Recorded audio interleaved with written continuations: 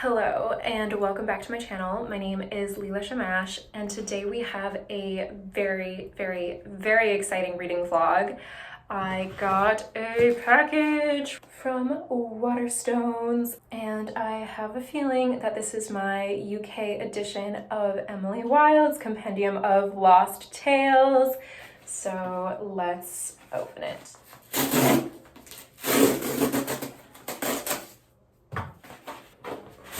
Oh my god.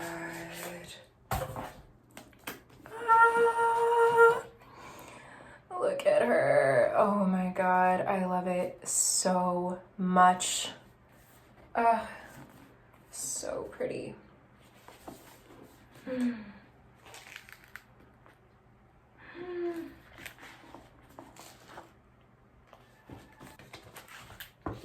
It's this really magical, enchanted fairy forest color on the inside. I love it so much. I am so happy and excited about this. So I will get right into reading this today and get back to you when I have my first update. I have enjoyed the series so much so far. I just can't wait to get back into this magical, enchanted world. Yay!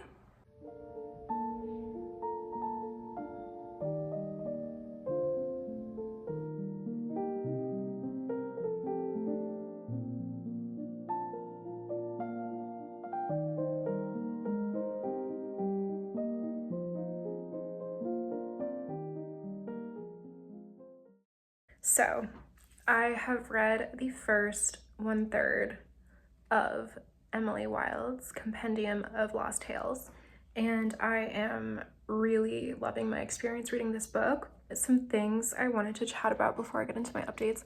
My book got a little bit water damaged here. I don't know if you can really tell, but it's because I had it in my Whimsy Wears purse, which my friend Alana made, and I was biking through Prospect Park on my way to give Alana's cat, Birdie, her medication, on my way to the Bella Pietro fashion show, which Ali and I went to. So while I'm sad that my book got water damaged, I kind of like that story. Also, the bookmark that I'm using like perfectly matches the inside cover of the book. So I love that very much. And then one more cute thing that I wanted to share with you is in my writing club, Ophelia House Writing Club, on Thursdays, we have Tarot Thursdays, so we each pull a tarot card. And I pulled this one from my Gospel of Aradia Oracle deck, and look at how it matches the cover of Emily Wilde. Like, look at how those pink flowers match. What a lovely little synchronicity. I love that. Okay, so on to my thoughts on the book. As I was saying, I read the first third, so I am here on 3rd January, and stuff that I love. So I thought that it had a really strong beginning. I love this image of going through the fairy door, and of course I really adore the magical doorknobs to different realms. I just find that so enchanting. I love Orga, the magical fairy cat with black fur, who reminds me of my own cat, Selenite, and Snowbell reminds me of my girlfriend's cat, Kitty. Love the image of the veil. Love the library of journals with a book goblin. I feel like I am truly book goblin. I love lesbian Lilia and Margaret, obviously. And I had 3 main points that I wanted to discuss in this update. So the first is anthropology and its problematics as they parallel dryadology in this book and series. So this has been on my mind since book 1, and I have some notes here, so I think I will read from them. I felt kind of like Emily taking notes as I was reading. But okay, here we have on Emily becoming a fairy queen. As a dryadologist, Emily's relationship to the fae resembles that of traditional anthropologists to the people they study, with similar dynamics of power. which I find to be problematic as the scholar positions themselves as superior due to their whiteness / civilized, that's with huge scare quotes, culture, and extracts information from the community to serve their own career. This was somewhat addressed earlier in the series, with the folk calling dryadologists nosers, i.e. people who stick their noses into the fairies' lives. And I've been wondering how this will unfold. It has been my hypothesis that Emily might get lost or swallowed up in fairy and choose to stay, which in my view would show that nature / the fae are more powerful than Cambridge / Western academia and culture, and that this plotline of Emily and Wendell's romance, Wendell being a fairy, would have something to do with that. But now, at this point I was on page 56, it seems that this power dynamic of superiority persists as she is entering life in fairy as queen through marriage to the king. So I was thinking about this with the opening concept, which I did really like, of how you can't tame a fairy cat. And I feel like that to me would fit into this idea that, nature is more powerful than Western culture. The fae cannot be tamed, controlled, analyzed, understood, extracted by the dryadologists. And then I was seeing this, though, in the way that Wendell, as fairy king, relates to nature, which is not as a harmonious part of a collective, but as an aristocrat exerting power over. He literally is like ordering the hills to move, and then nature literally serves him tea. So the colonial implications of that image are so strong, what with British colonization of India for tea, and then like nature literally serving this aristocrat. I love, of course, this imagery of moss. And I feel like if you're enjoying the moss imagery in Emily Wilde's Compendium of Lost Tales, a great companion read would be Gathering Moss by Robin Wall Kimmerer, which brings an Indigenous perspective to human relationship with moss. I was also thinking that Where the Ravens Hide sounds like an Indigenous place name. And in the story, that realm has been conquered by the British High Fae and is known by a different Latin name. And this is very interesting because in the author bio, it states about Heather Fawcett, she lives on Vancouver Island, Canada. So that is in so-called British Columbia. So these relationship dynamics to nature and British colonialism are highly relevant. I also was aware at one point Emily refers to a brownie, a member of the common fae, using the pronoun it/he, it/he pronouns, but still. I am also currently reading As We Have Always Done by Leanne Betasamosake Simpson, and the subtitle is Indigenous Freedom Through Radical Resistance. This is the Ophelia House Book Club pick for February, and it is balancing out my reading of Emily Wilde very perfectly, which, by the way, had me wondering if the Lost Tales referenced by the title could be allegorically correspondent to Indigenous stories. And so that inspired me to listen to Simpson's story collection, The Gift is in the Making, which I think also complements Emily Wilde very well. So I did listen to The Gift is in the Making by Leanne Betasamosake Simpson, and the story in that collection that really stood out to me was about staying smart while getting smart, which resonated with me as a reminder to think critically about the education you are receiving while you are getting educated, particularly in the context of colonial universities. And it also subverted my expectations because I expected Nana Bush, the protagonist, to go to school to get smart, but he went into the forest and was taught about berries. So that in and of itself was very decolonizing. But as Simpson writes in chapter 2 of As We Have Always Done, Quay as Resurgent Method, this book was generated from within Anishinaabeg intelligence, rather than the traditional theoretical and methodological orientations of the Western Academy. So again, very good companion to Emily Wilde's Compendium of Lost Tales, the Emily Wilde series in general, which brings this Western academic colonial approach to studying fairies. And further, there are some really beautiful images in this book that actually parallel Emily Wilde's Compendium of Lost Tales very beautifully, particularly in chapter 12, Constellations of Co-Resistance. There is an image of doorways, which really reminds me of the fairy doors in Emily Wilde. Simpson writes, constellations in relationship with other constellations form flight paths out of settler colonial realities into indigeneity. They become doorways out of the enclosure of settler colonialism and into indigenous worlds. So if you're curious about going through the door out of colonial reality into decolonization, I would highly, highly, highly recommend picking up As We Have Always Done. So at this point, as queen, Emily is not really interested in how she might serve her subjects.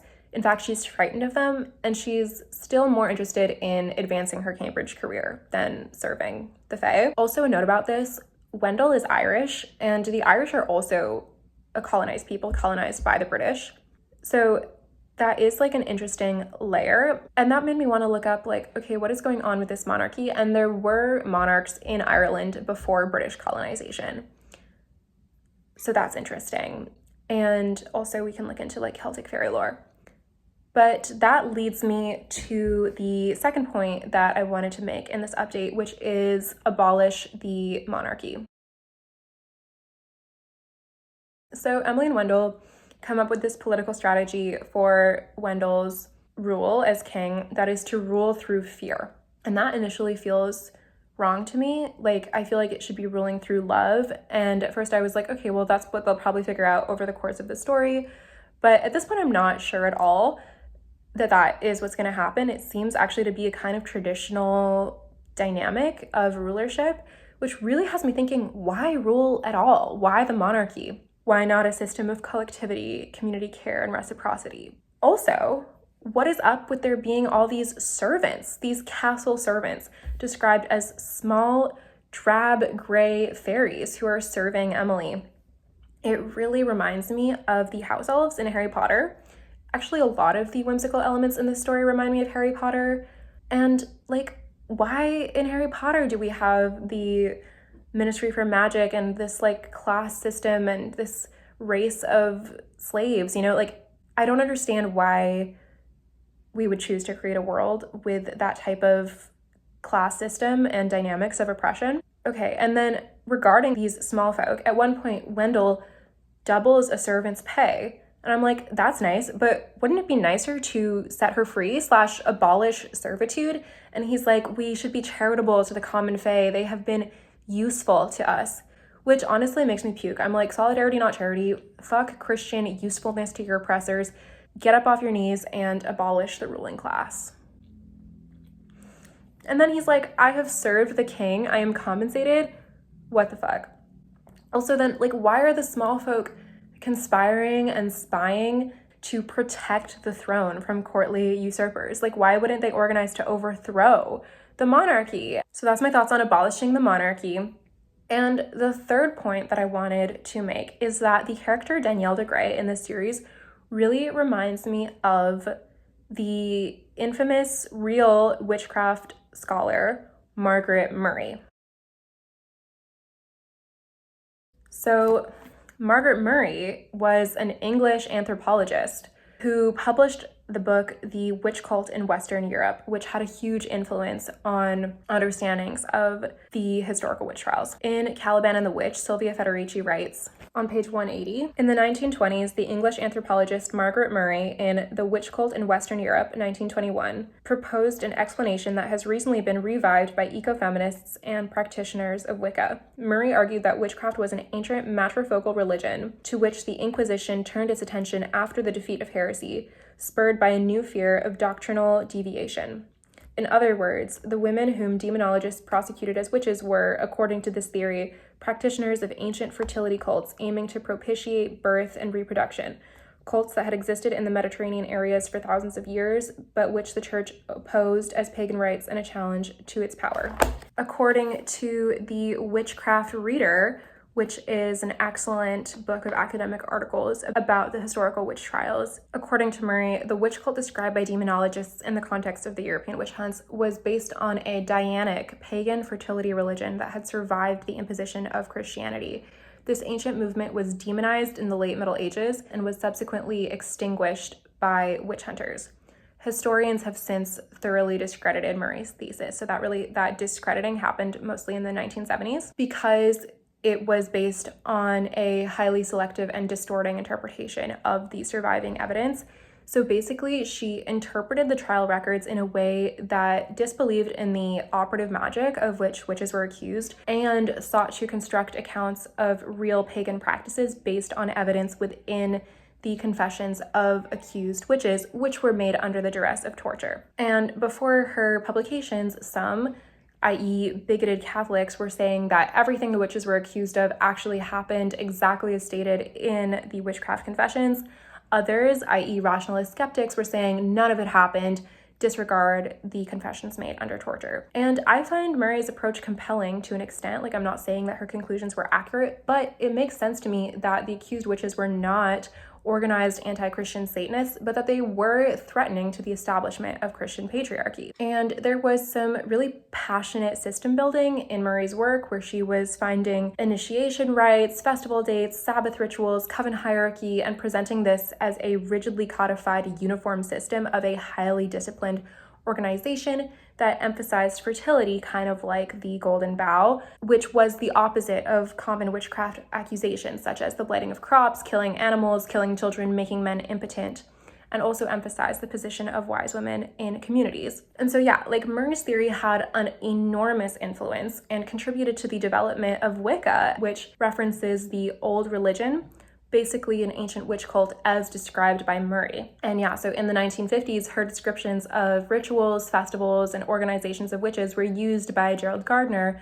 the founder of Wicca, as a reference system for the Wiccan system of magical and religious rituals. The old religion is also referenced in Buffy the Vampire Slayer and The Craft, and Murray's theory links fairies, Merlin, and Celtic myth. She wrote that witches were at home in the courts of kings. And there is also an actual instance of a Sicilian fairy cult described in this text in the article From Dream Cult to Witches' Sabbath, where Sicily retained an archaic form of witch belief, which was almost the same as Murray's witch cult, but whereas Murray saw the witches' Sabbath and rituals as based on the real material world, Sicilian popular tradition was rooted in the immaterial world of dreams and visions. And there was an almost total congruence of this popular dream cult with the witch religion according to demonologists circa 1600, except it was inverted.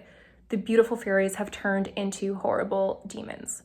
Mood. Demonologists diabolized the dream world, presented it as a dangerous threat to Christianity, thereby reconstructing regional folk beliefs into satanic witchcraft. And some of these folk legends are described as there being groups of 6 to 7 fairies, one of whom was the queen of the fairies. There were companies of the noble and the poor. There were beautiful women dressed in black or white, sometimes with cat's paws. Love that.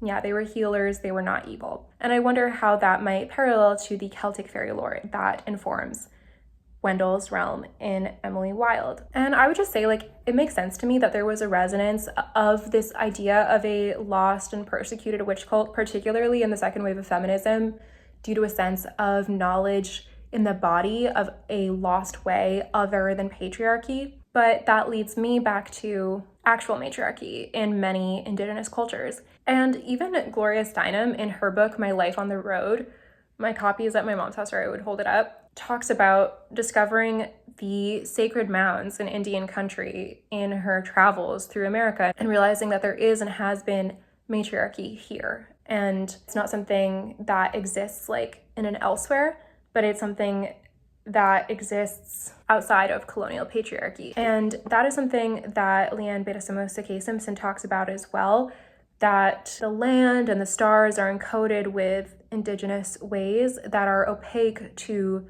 colonizers. But when you go through that sort of fairy door into indigenous ways of knowing, they become visible. So then some miscellaneous notes that I wanted to talk about. I personally really relate to Emily's temperament and relationship to scholarship. I also really relate to Wendell in that I am like more interested in luxury and delicious breakfast and beautiful things and being comfortable than doing work. Like, takes me quite a while to start, and then I go pretty slow, and I love coffee. I also wanted to talk about the scribe character, Niam. Okay, so we're introduced to this character. She's described as a Black woman. I'm like, yay. She's blind. I'm like, interesting. And then I immediately assumed that she would have mystical or psychic powers. And then I'm like, is that a trope? Is that problematic? So I looked it up and quickly found the magical Negro trope on Wikipedia. And according to this article, the characters that this trope describes are typically disabled in some way, check, appears in order to help the white protagonist, pretty much check, have a vague magical power, not quite, but we are in fairyland, and are patient and wise. So that is really interesting and something that I'll continue to pay attention to as the story progresses. And then the last thing that I wanted to note is that there is a kind of environmental theme that gets introduced here where the vanquished queen has cursed the forest, and Emily says that this should be their sole priority, which reminds me of like a climate crisis, and also reminds me of the Sapling Cage by Margaret Killjoy, which also has an environmental theme of forest blight. And if you enjoy Emily Wilde, I highly, highly, highly, highly, highly recommend The Sapling Cage by Margaret Killjoy. This is a high fantasy novel about a trans girl who joins a witch coven. There is a slow burn sapphic romance. It is so immersive, so enchanting, so addictive, such beautiful nature descriptions, published by the feminist press. Just like, what more could you want? And it's the first one in a trilogy as well, the Daughters of the Empty Throne trilogy. I love it so much. I'm constantly recommending this book, and I highly, highly, highly recommend that you pick it up. I also noticed that Compendium of Lost Tales beautifully matches my green Wiccan magical spell book, and I was looking in here if there were any fairy spells, and there is like a visualization that I might do, and I'm very interested in how this is informed by Celtic fairy lore. So I thought that I would check my witchcraft encyclopedia for any mentions of Celtic fairy lore. I love this Waterhouse painting. I think that I've actually seen the real painting at the British Library as part of a Harry Potter exhibit. Is that possible? Anyway, I had this very Buffy experience where I just opened the book and it landed on the exact right page, 116, fairies. And get this, fairies and witches. According to British anthropologist Margaret A. Murray and others, real little people gradually became identified with witches. Okay, interesting. So then I'm reading. There is a sort of explanation of fairies / witches as a kind of colonized people. And this definition itself is racist, but that is kind of indicative and illuminating of what we're dealing with here. So it says, evidence exists that small-statured races populated parts of Europe and the British Isles in the Neolithic and Bronze Ages before the spread of the Celts. In Ireland, they were known as the Tuatha de Danann. They lived in barrows and in shelters burrowed under hills and mounds, like fairy mounds. They were shy and hardworking, and as, quote, stronger races invaded and conquered with their iron weapons, they retreated into the woodlands to live secretive lives. They were pagan and continued to worship pagan deities. Some maintained guerrilla warfare against invaders. So I feel like that kind of parallels like the usurpers of the throne. So I feel like that really like speaks to the fairy representation in this story and this idea of the noble and common fae. And there are some more little parallels here. It says that some fairies were even known to marry mortals. Cats were regarded as fairies, generally as evil ones. Mortals who visited fairyland, an enchanted land beneath the ground, discovered that time passes very slowly for fairies, what seems like a few days translated into years when mortals returned to the physical world. Talks about names of power, talks about beliefs in fairies and witches in Ireland. And in the further reading, like we're excited, there is a reference to an encyclopedia of fairies by Katharine Briggs. So that is very exciting in terms of Emily Wilde. I want to see if they have that at the library so I can check it out. But yeah, I thought that that was very interesting further research into the subject of fairies. So that is my update for the first third of this book. I'm going to go read the second third, and I will get back to you with my next update.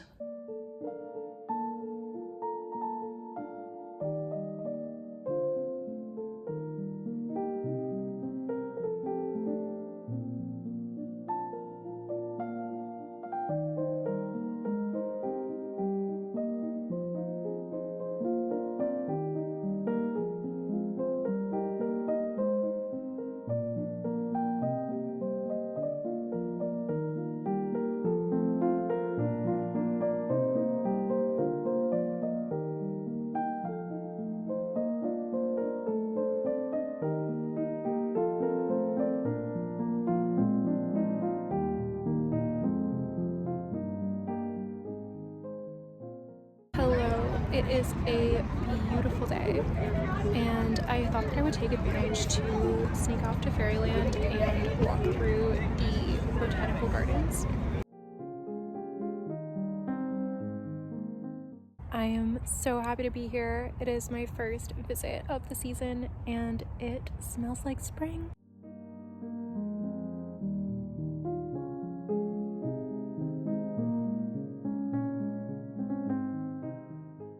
So the arch that we just walked through is where the dogwood trees bloom, and over there are the lilacs and the rose garden and the cherry blossoms.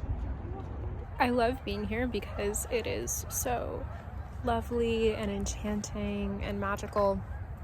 It also makes me think, though, about these considerations of colonialism that I have been discussing in regard to Emily Wilde, where rather than a sort of wild expression of nature, like the way that rose bushes would grow without human interference, we have this very manicured English style rose garden, which is a very beautiful place to be, but also makes me think about the role of human control in our relationship with nature and how that is part of the logics of colonialism. Even the way that the rose bushes are chained off.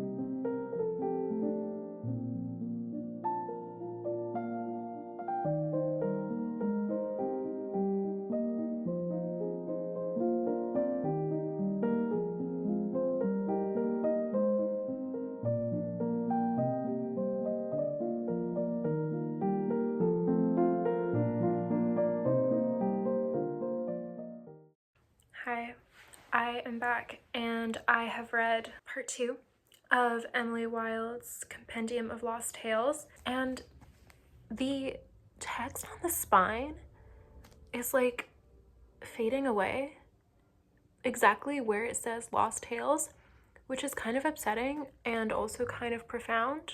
Like the lost tales are disappearing. So anyway, before we get into it, I wanted to give you a couple of other updates, such as I have been knitting this sweater for Kitty, and I think it's gonna be really cute, and it kind of matches the vibe of this book.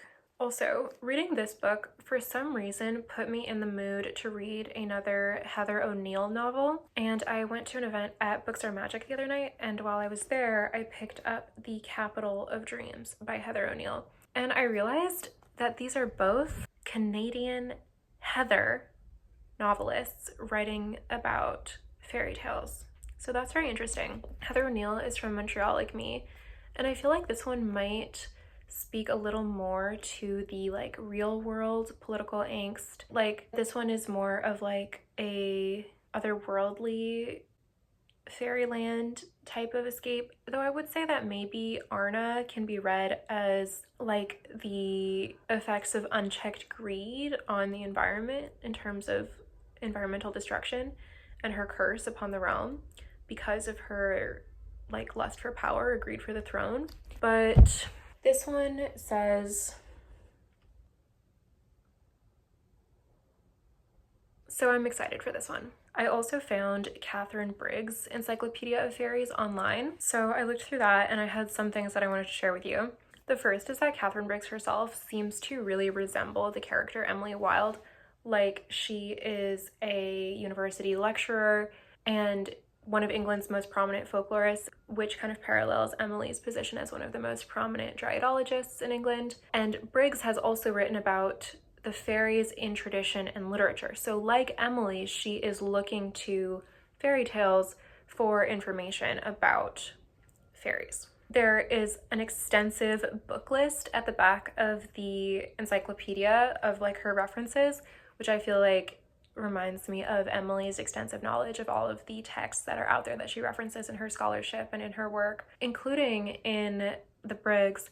One of the authors that is cited is W.B. Yeats, and he was also cited in the Witchcraft Encyclopedia for his like scholarship on fairies. So I'm very interested in checking that out. Briggs gets into some Celtic fairy lore. She speaks about the Gaelic names for fairies in Ireland and the Scottish Highlands, including the she, as we see in Emily Wilde. There are also treatments of fairy animals that really resemble the animals present in Emily Wilde, such as the fairy horses and Shadow. Briggs's treatment of time in fairyland also parallels time in fairyland in Emily Wilde. I loved Briggs's references to the Lady of the Lake and Morgan Le Fay and hags.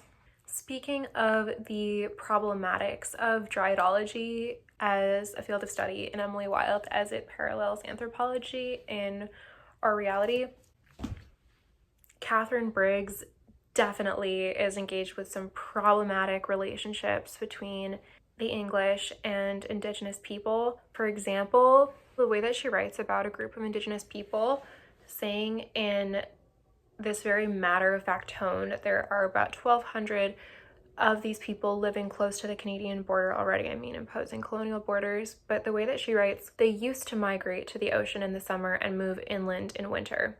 Now they live permanently in 2 reservations. Like, that is just so violent in its erasure of actual colonial history. Like, it really effaces and enforces the violence of colonialism contained in that statement of historical events resulting from extreme violence presented as simple fact. So it's very complicit with the violence of colonialism, I would say. Okay, that said, things that I loved about the second section: the scene on Silver Lily Lake, including the wedding, the idea that the meaning of marriage in fairyland has more to do with fate, the ceremony. I just was really touched. I'm a romantic and I was really touched. I also really enjoyed the image of a castle that is a forest, as well as the image of the sword through the heart in bed. I noticed more Harry Potter influence or resonance, in particular some familiar terms like half-blood, boggart, great hall, four-poster, and then even actually like the premise of British scholarship of fairies is kind of similar to Hogwarts. Harry Potter, I think, is more inspired by Oxford, whereas here we are at Cambridge and Trinity. Also, the idea of stories being vital to saving the realm and looking to stories for information on how to proceed does remind me of the function of Beedle the Bard in Harry Potter.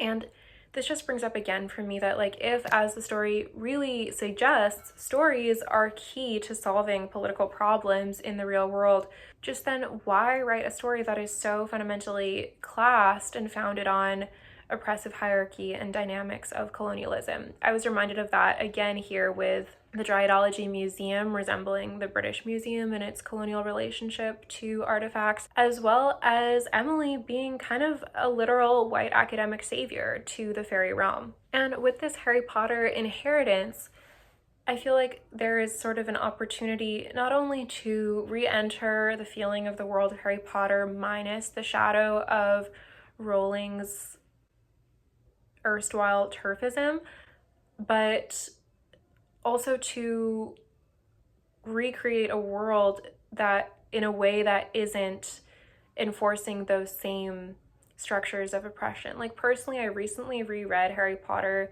seeking childhood comfort, and I found that not only were the comforting elements of the story terribly overshadowed by the author's turfism, but the world of Harry Potter is structurally oppressive and encoded with transphobia, fatphobia, anti-Semitism, Islamophobia, etc., etc. And the ultimate message is not really one of revolutionary liberation so much as a liberalism that is committed to the enforcement of these oppressive structures, but keeps in check fascism, like keeps in check it going too far, which even that no longer really can resonate with the author aligning herself with fascism. Anyway, story structure and tropes matter in the logic of this story, which proposes that stories are key to solving political problems. So just why reinforce those old ones, those same ones, those logics of oppression? Then I'm thinking, okay, well, I guess that's what falls under capitalism. But then I'm like, okay, well, why not restructure our economy? So that brings me to the topic of story code in this section, which I find very fun and interesting. So I tabbed that with darker pink. Let's see. I love this. Liam says, stories are the very foundations of this world and all the others. As such, they may be used as compasses, guiding stars. Choose whatever analogy you like. I adore that. I also like, I must write it down, for it is in writing that I will discover a way out, a door within the story. There is one. It cannot end here. So the premise introduced in this section is that the characters have to look to a fairy story for precise clues on how to proceed out of the situation that they are facing with this environmental curse on the realm. And I love that implication that stories are the guiding stars of how to move through the world. And that to me really emphasizes the importance of writing stories that create the world in a way that we would like to live it and create it. So that is what I wanted to say in this update. I'm really loving that story code element. I am so looking forward to finishing the book. I am really, really, really enjoying my read. So I will talk to you again when I have finished the book.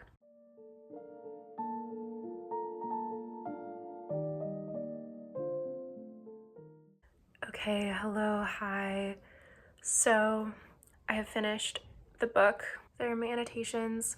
I loved it. I really enjoyed my experience reading it. Also, I completely did not process what had just happened to Wendell at my last update, but what happened to him was brief. A couple things that I wanted to mention. I really like that Emily rescues Arna from banishment. I think that's nice. I was interested in this idea that was raised about misfits finding a place in fairy tales. Oh, Selenite just joined me. Sally, you want to say hi? Oh, hi, baby. Are you Orga? I love you.